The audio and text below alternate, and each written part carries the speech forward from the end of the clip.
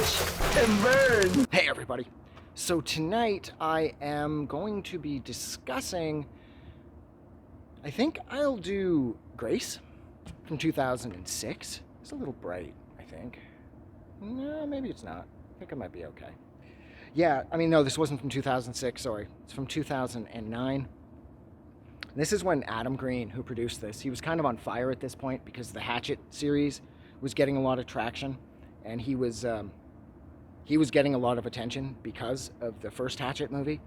And so the name Adam Green started to sort of carry, like, it had a certain amount of currency behind it, I suppose.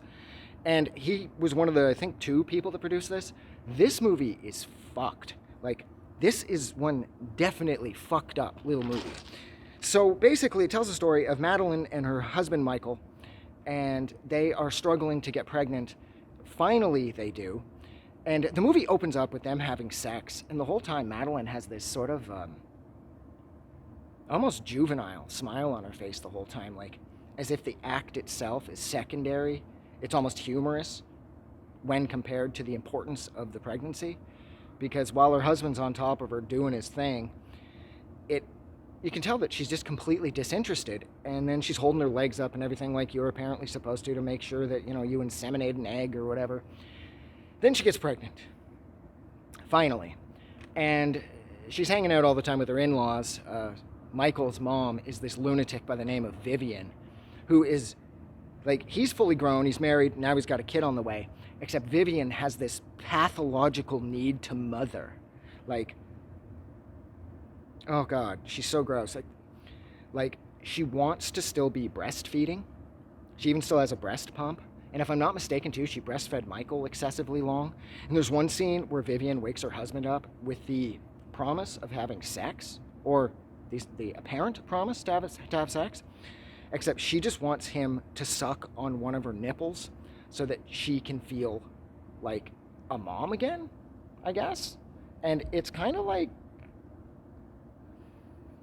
it's really fucked up because he attempts to move down on her, like he starts kissing her stomach, and then she's like gets really pushy and she pulls his face back up and gives him her nipple again, and he goes to grab her other tit and she shakes his hand away, because again, this isn't about Vivian achieving sexual gratification.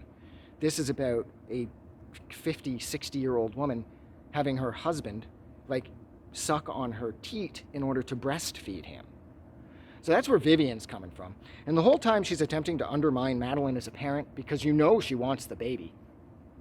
So there's an accident, Michael dies, and the baby is believed to be dead, but they allow the baby to come to term, and they figure that the baby's going to be stillborn.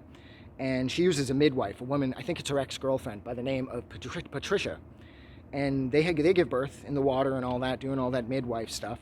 And then Grace wakes up. The baby comes too. So Patricia and Madeline automatically see this baby as some sort of gift from God.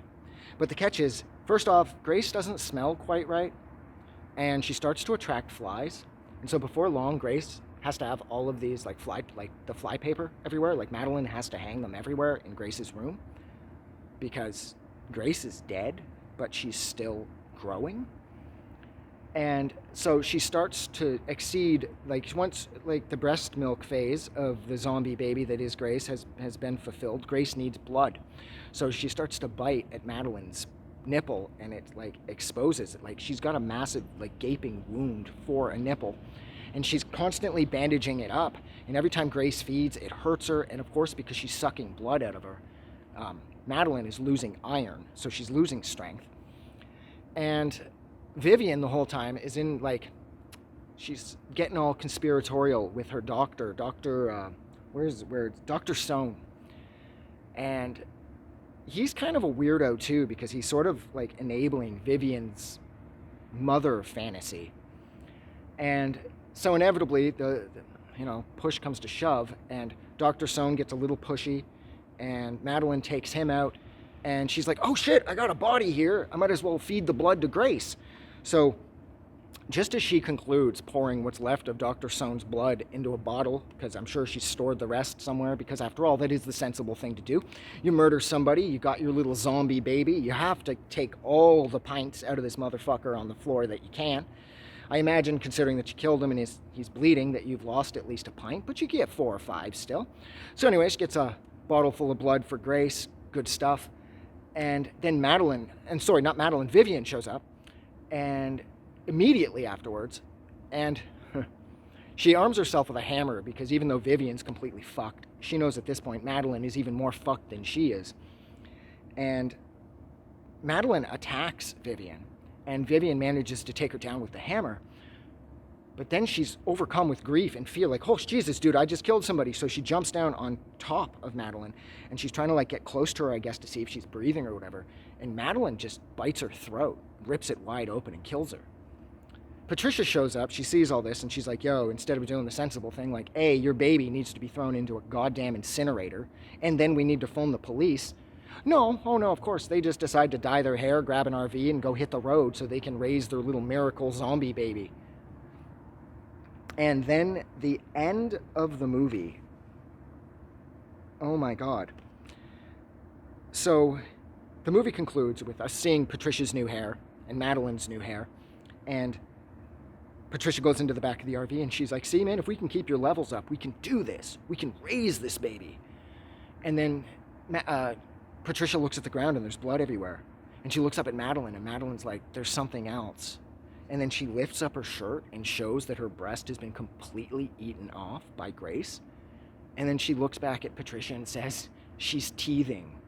And then just as the baby goes in for another bite, the camera cuts. And I'm thinking to myself, wow, this is one fucked up movie. And it's one of those movies that unfortunately never really got a lot of attention. It feels like it just kind of came and went, and not enough people paid attention to it, because this movie is so completely fucked, and it's so worthwhile. I mean, just seeing how disturbed Vivian is makes this movie completely worth it.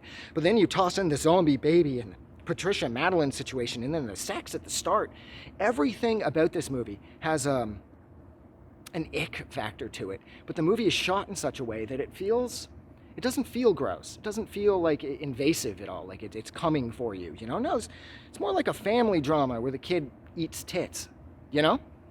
And I really liked that about this movie, because, like I said, it was shot more from the aspect of sort of a toddler drama, you know, where oh my God, the terrible two's got to raise the kid and there's all these problems at home and everything else. But no, this is a full-on horror movie.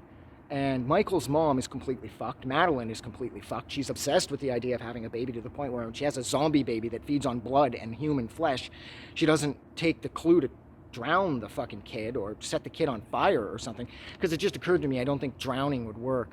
That was dumb. But you could set the kid on fire. That's at least what you could have done. Set your baby on fire, Madeline. But yeah, look, I am going to go.